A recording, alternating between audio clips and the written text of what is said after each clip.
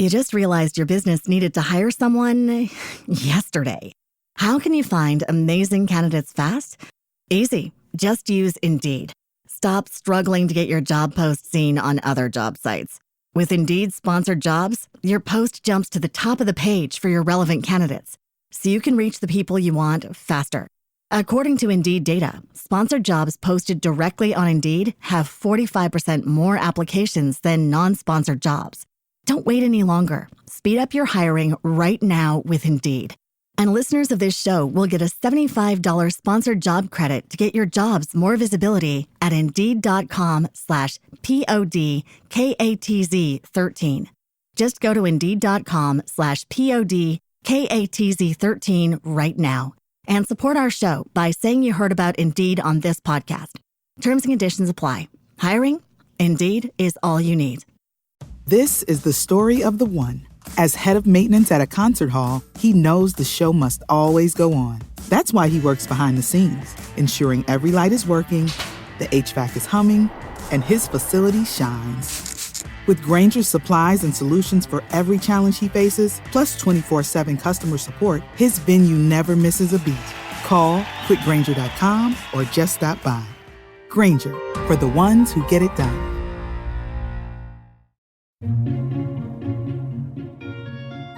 Welcome back to the Comfy Chairs, a podcast from 123 Limited. This is your host, Kate, and today's episode is a comfyHQ installment where we tackle the real questions leaders face every day. Today we're talking about two deceptively simple but deeply important topics. First, how do you manage your own insecurities while still projecting confidence as a leader? And second, what qualities do all successful leaders share? We'll dig into both with a blend of honesty, practicality, and encouragement.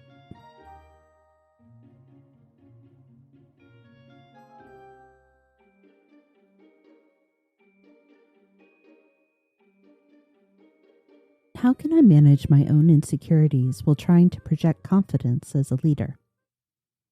How wonderful. It is so refreshing to encounter a leader who acknowledges having insecurities. Too many leaders still think they must be all confidence and certainty.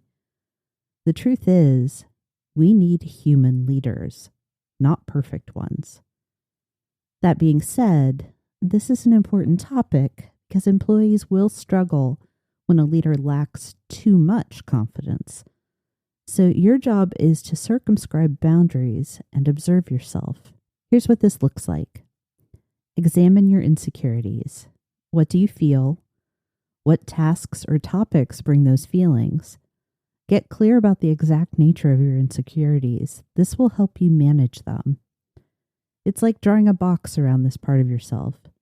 Not to compartmentalize it, but to measure and understand. Next, you need to create balance. Do the same for your strengths. What are the topics and tasks that bring feelings of confidence? When do you feel most capable? When do you perform at your best? I'm certain the first list will come easily and you'll struggle with the second. So be diligent and candid with yourself in identifying your strengths. You're not done until your list of strengths is at least as long as your list of insecurities. With this exercise, you've named your fears and begun compiling evidence to counter them. You've drawn a boundary around these insecurities to contain them, and now you can continue collecting evidence of what you do well by observing your thoughts and actions over time. Eventually, you will have enough information about what you do well that it will silence the little doubting voice, or at least tell it to be quiet. In case you're worried about or feeling a little uncomfortable here about pride or ego, rest assured that what you're not doing is building up a false ego. You are giving yourself a balanced view of yourself and your capabilities. This is an aspect of humility we tend to forget. People who are truly humble know their limitations, where their limits start and end. They capture both ends of their personal spectrum rather than leaving whole parts of themselves out of the picture. This type of holistic awareness and self-knowledge is the goal.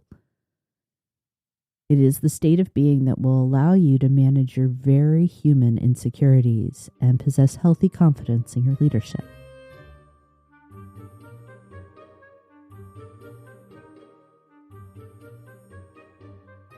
What are some key qualities that all successful leaders share? I'll admit, this is a hard one for me. It's oh so tempting to respond, "It depends." And that's not a weak cop-out. There are so many factors that can contribute to or subtract from a leader's effectiveness. But let's go deeper, starting with effectiveness, because before we can name the qualities, we need to define success. I would submit that a successful leader is an effective leader. This is someone who, in the broadest terms, gets results. But not just any results. Instead, effective leadership produces the necessary results, whatever it is that the business requires. This points us to the logical first quality, knowing what the business requires. And this extends beyond the nuts and bolts of productivity and cost savings and other common metrics to encompass the people. Again, logically, we can state that a key quality of successful leaders is that they do not divide people needs from business priorities. They know that these are intrinsically connected, indivisible even. That's why it's essential to talk about these together, what they look like and what it takes to do both well. In short, knowing the business and the people means being a student of your industry and organization. These leaders are fluent in company goals and outcomes. They also have a pulse on employee concerns and satisfaction. They scan the internal environment for wins and gaps while observing external forces that can impact operations. Whenever the conversation involves a business priority, they're also talking about the employee perspective and impact. That's the thing about successful leaders. They have business savvy and people smarts, which tells us what the third quality is: emotional intelligence. It's interesting that sometimes people can possess EQ, but they don't do much with it. It's more observational than interpersonal. This is the difference in effective leadership. Emotional intelligence is not a tool that's pulled out when it seems necessary. It is an ongoing living practice.